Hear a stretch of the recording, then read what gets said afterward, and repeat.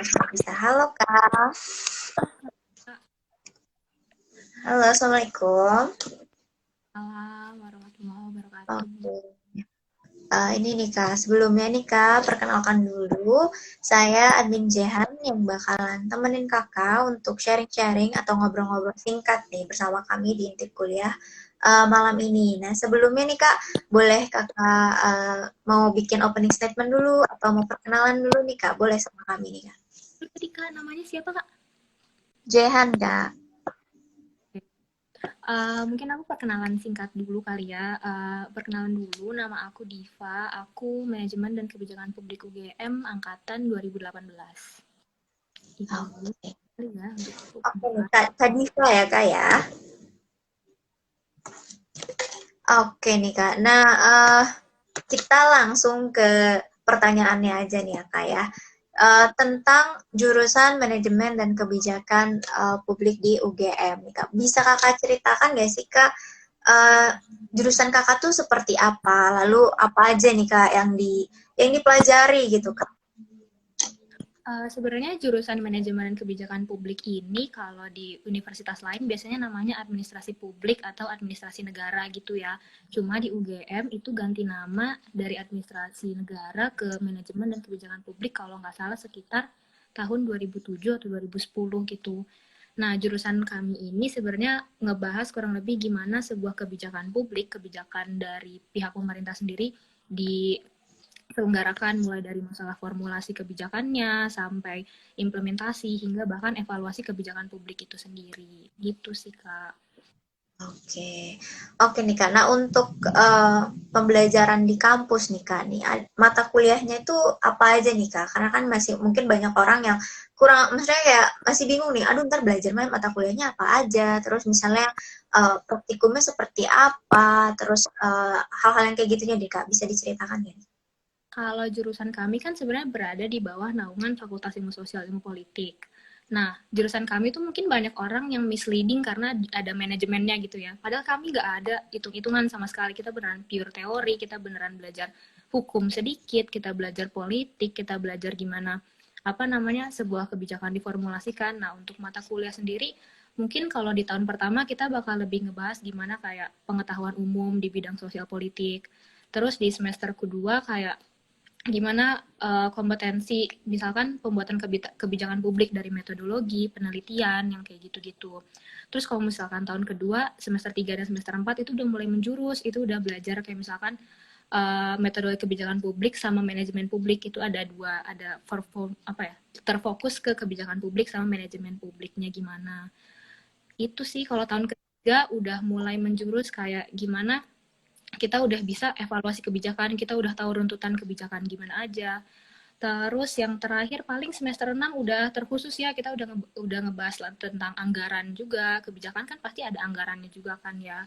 Jadi udah mulai terkotak-kotak untuk mata kuliah sebenarnya di awal ada ilmu sekitar, ada juga apa namanya publicness, good governance yang kayak gitu-gitu. Kita belajar inovasi pelayanan publik, sistem perencanaan publik, gitu sih Kak.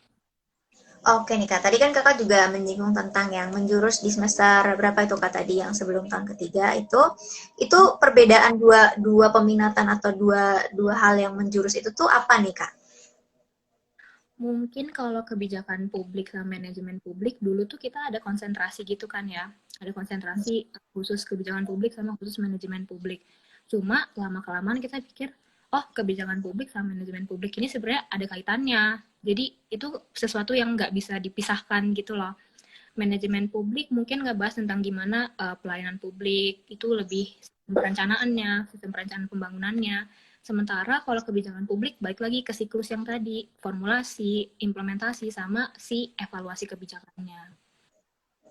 Oke nih Kak. Nah, untuk ini nih Kak, kayak lingkungan belajar sendiri di manajemen kebijakan publik, terus di UGM, karena kan biasanya orang-orang kayak mikirnya, wah anak-anak UGM pasti kerjanya baca terus, belajar terus, itu gimana nih Kak? Ada tanggapan gak nih Kak? Mungkin ada sebagian ya di angkatanku, ada sebagian yang emang fokus akademik banget, ngejar IP segala macam. Ada juga yang emang mereka ngerasa jurusan kita itu prakteknya kita implementasikan ke organisasi. Gimana caranya kita apa ya? bisa memperbaiki organisasi, sistematis organisasinya. Kayak jadi ibaratnya kalau jurusan lain mungkin kayak teknik segala macam ada praktikum gitu ya. Kalau kami praktikumnya langsung ke organisasi. Jadi gimana kita menerapkan mata kuliah yang udah kita pelajari ke pola hidup kita sebagai anggota dari organisasi tersebut. Oke. Dan kalau di jurusan manajemen dan kebijakan publik ini difasilitasi oleh beberapa organisasi, ini salah satunya keluarga mahasiswanya gitu ya Kak ya? Hmm. Oke, nah ini nih Kak, kenapa Kakak milih jurusan manajemen dan kebijakan publik nih Kak sebagai lanjutan studi di S1? Sebenarnya ini kalau diceritain panjang banget karena aku dulu IPA. Ini kan hitungannya jurusan sosum ya. Aku dulu sebenarnya SMA masuknya saintek. Uh, Alasan milih ini tuh karena sebenarnya aku tertarik sama jurusan hubungan internasional. Aku tertarik sama ekonomi global, politik internasional. Tapi aku mikir kayak, oh ini ada nih jurusan yang emang cuma satu di Indonesia. Jurusan lain belum ada yang namanya manajemen dan kebijakan publik. Dan it's really interesting. Nah, mereka nggak cuma belajar politik, nggak cuma belajar ekonomi sedikit, kita juga belajar hukum, kita juga belajar benar-benar gimana sistem pemerintahan di Indonesia, implementasinya tuh gimana. Jadi kayak tertarik banget sih sebenarnya. Dan passing grade-nya agak gede ya dulu karena aku juga anak saintek masih cari aman segala macam. Jadi kayak, oh mungkin MKP bisa kali ya. Jadi akhirnya nyoba, terus alhamdulillahnya keterima di MKP. Oke, alhamdulillahnya ya kayak keterima. Memang sudah jalannya berarti di situ. Nah ini Kak, apa ya, seneng atau susahnya menjalani pendidikan di jurusan manajemen dan kebijakan publik di UGM nih Kak? Bisa sharing sama kami? Seneng banget sih karena aku sendiri nemu banyak teman dari luar Jawa, dari maksudnya punya banyak relasi. Maksudnya kayak semua mahasiswa itu di UGM itu kayak kumpulan dari banyak-banyak Indonesia dari ujung sampai ujung gitu ya.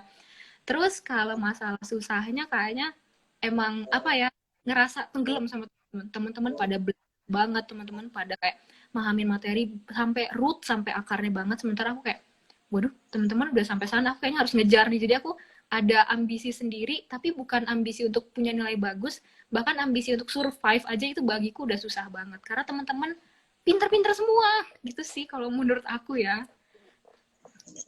Oke nih Kak, tadi menyinggung tentang survive di jurusannya gitu ya, di jurusan manajemen kebijakan publik. Ada nggak sih Kak tips nih buat maba yang udah masuk nih yang angkatan 2020 untuk mereka tetap tetap tetap mau gitu jalanin di manajemen kebijakan publik. Kadang kan ada orang yang ngerasa, aduh nggak kuat ntar mau ikutan lagi, misalnya SBMPTN-nya atau gimana nih Kak, boleh diceritain? Menyerah di tengah-tengah jalan kali ya. Itu untuk meyakininya mungkin MKP di semester 1, semester 2 itu emang hitungannya agak-agak absurd kalau di awal. Karena kita beneran belajar basic, ilmu sosial dasar, ilmu politik, itu kita belajar hukum tata negara, itu kita belajar di awal-awal. Sampai akhirnya kita ngerasa kayak, ini jurusan mau kemana sih? Ini kita mau kemana sih? Arahnya masih belum jelas gitu kan. Tapi begitu kita udah masuk semester 3, udah bener-bener ada mata kuliah yang apa namanya, agak penting menurutku. Semester 3 itu kita belajar ekonomi sektor publik ya. Jadi itu udah mulai terkhusus gitu loh, udah mulai kelihatan jalannya. Tapi lama-kelamaan aku ngerasa jurusan yang aku pelajari ini tuh interesting sebenarnya. Kalau kita beneran apa ya, ada interest di hal-hal tertentu, sebenarnya menarik. Tapi ya emang harus konsisten, harus pelan tapi pasti sih. Harus take baby steps lah kalau itu orang-orang. Oke, nah itu tuh kadang permasalahan mahasiswa baru tuh memang gitu karena ngerasa di mata kuliah atau di semester 1, semester 2 masih nggak jelas, mereka langsung kayak buru-buru nih, udah mau segala macam. Sebenarnya enggak, itu karena kita masih tahap menjajaki gitu ya Kak ya. Nah, untuk ini nih Kak, tadi kan Kakak bilang perjuangan Kakak untuk masuk sendiri ke UGM ini, Kakak akhirnya bisa keterima di jalur apa nih Kak? Aku itu keterima di ujian mandiri di UTUL.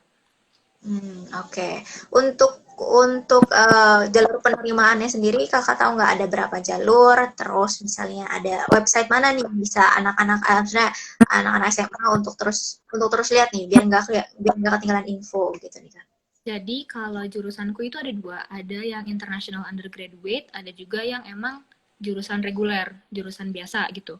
Ini jalur masuknya kalau misalkan kampus lain kayak biasa, ada jalur undangan, SNMPTN, ada juga SBMPTN, ada juga yang ujian mandiri. Itu biasanya bertahap dari SNM, SBM, terus ujian mandiri. Terus kalau yang IUP, yang International Undergraduate Program, itu mereka ada 3 intake. Mereka tes tulis sama wawancara gitu. Itu 3 tahap, kalau nggak salah pembukaannya itu dari Januari. Jadi dari awal tahun itu mereka udah mulai buka tes gitu. Untuk website yang dipantau biasanya lebih ke kayaknya di DMKP Sipo UGM gitu. Searching aja itu pasti langsung muncul di pop-up atas gitu website MKP. Oke. Nah, untuk teman-teman anak-anak SMA ini, siswa-siswa SMA, untuk kalau misalnya ingin dapat info lebih banyak tentang manajemen kebijakan publik UGM, bisa langsung cek ke Instagramnya ini ya Kak ya, Gamapik ini ya Kak ya. Boleh banget Boleh. nggak sih Kak? Oke. Nah, untuk ini nih Kak, eh, prospek kerjanya sendiri nih Kak, kan masih banyak yang bertanya-tanya nih Kak. Prospek kerjanya manajemen dan kebijakan publik itu di mana aja sih Kak? Ini sebenarnya pertanyaannya susah banget karena sampai sekarang pun aku masih bingung gitu loh mau memetakan aku ntar lulus mau gimana. Tapi dari beberapa lulusan alumni yang aku kenal, sebenarnya sebenarnya prospek kerja kita tuh luas. Kita bisa kerja jadi human resource di satu organisasi, kita bisa kerja sebagai public policy analysis, itu banyak banget, tinggal kita minatnya di mana. Dan itu biasanya kalian udah nemuin di sekitar semester 5, 6, kalian udah tahu kayak, oh aku interesting ke bidang ini gitu.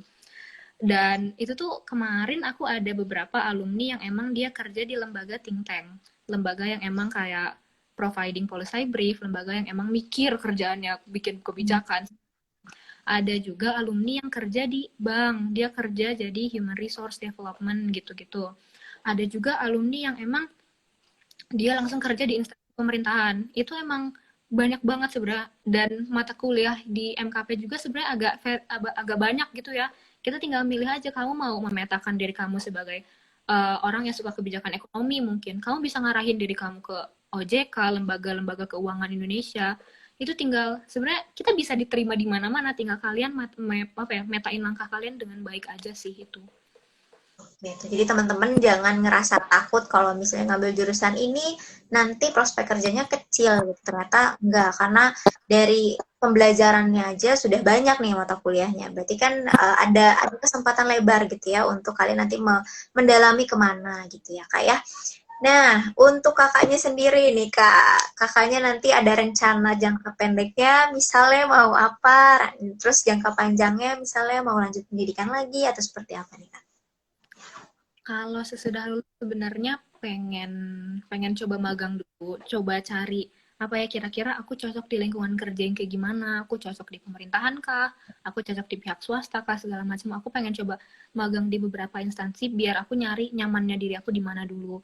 Kalau misalkan sekiranya aku udah nemu di tempat-tempat magang yang aku rencananya bakal apa ya apply, itu baru aku lihat niatnya, semoga ya, semoga mau lanjut studi S2, itu semoga banget sih. Tapi ya semoga aja, semoga dulu aja.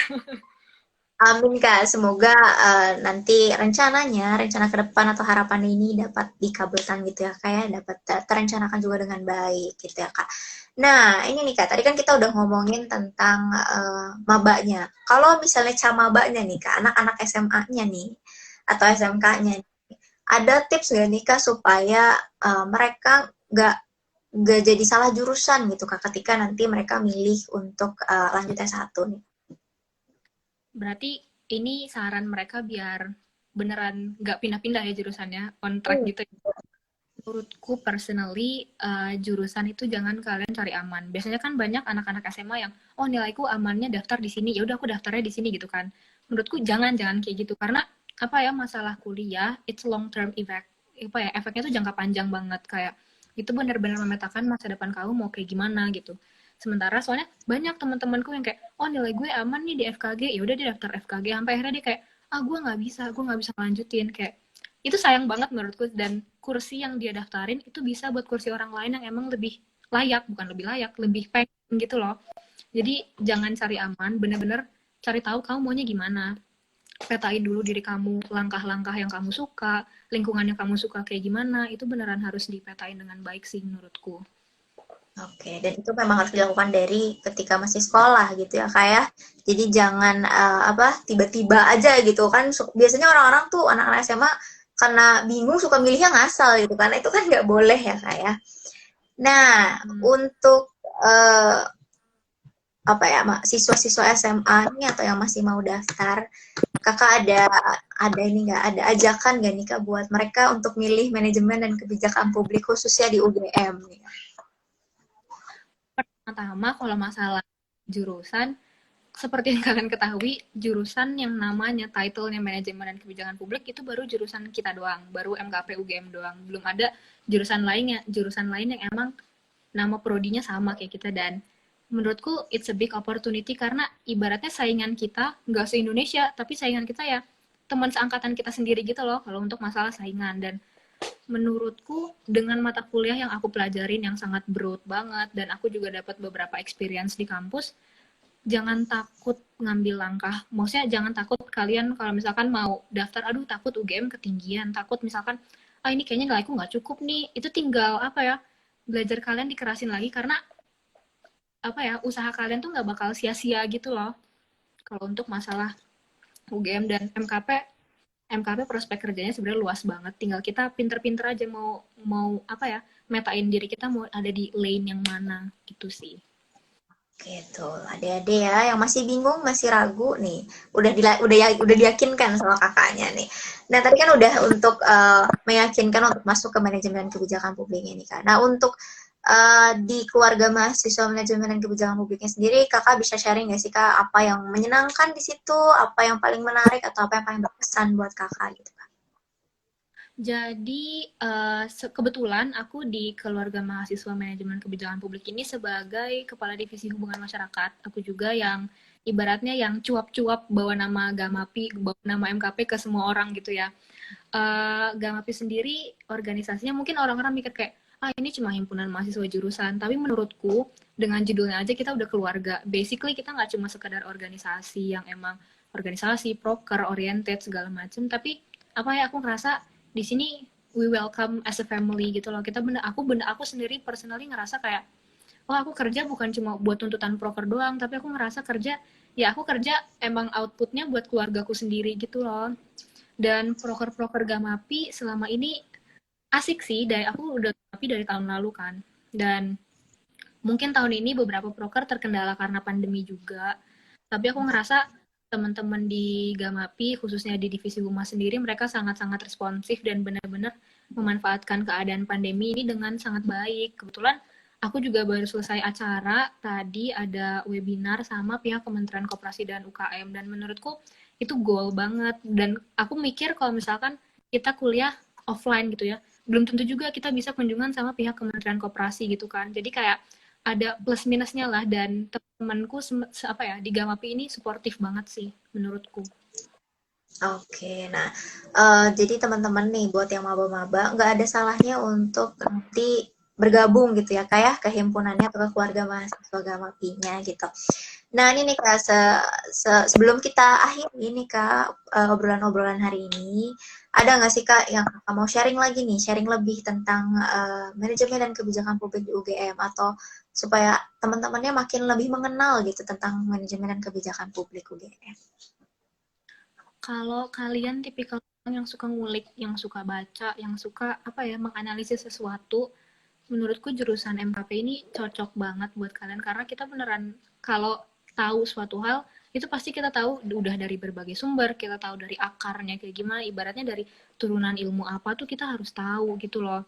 Dan kalau kalian yang apa suka baca, mungkin ini bukan untuk MKP doang, tapi beberapa orang kalian yang emang suka baca dari berbagai perspektif ilmu ekonomi, politik, hukum, ilmu administrasi, bahkan MKP jurusan yang cocok buat kamu karena kalian ibaratnya kita tahu basic ilmu dari beberapa perspektif ilmu tadi gitu sih. Oke, ya tuh keren teman-teman.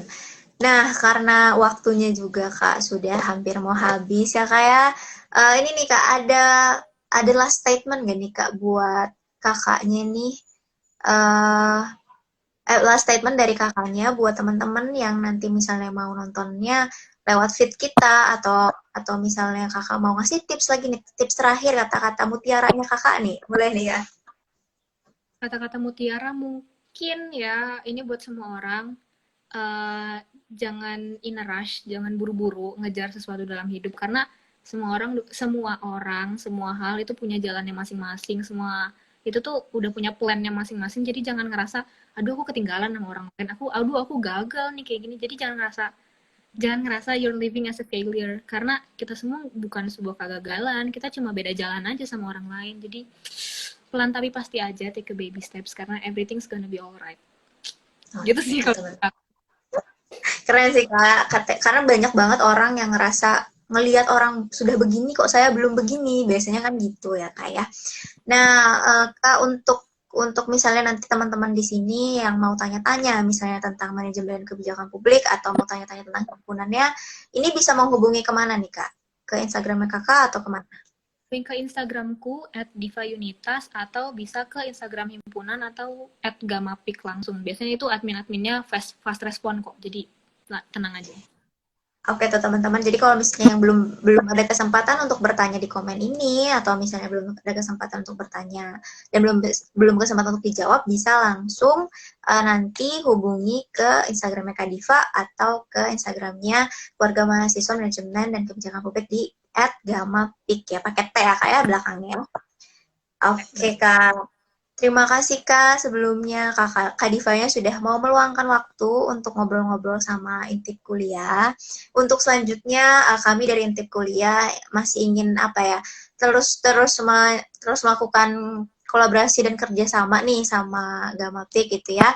Terus juga buat kakaknya nih, buat Kak Divanya, kalau misalnya kakaknya mau sharing-sharing tentang pengalaman kuliahnya atau pengalaman himpunannya, boleh nanti tulis artikel di website kami di intipkuliah.com ya Kak ya. Terima kasih, Kak. Dan aku izin live ya. Makasih Kak. Iya. Ya, Assalamualaikum warahmatullahi wabarakatuh, Kak.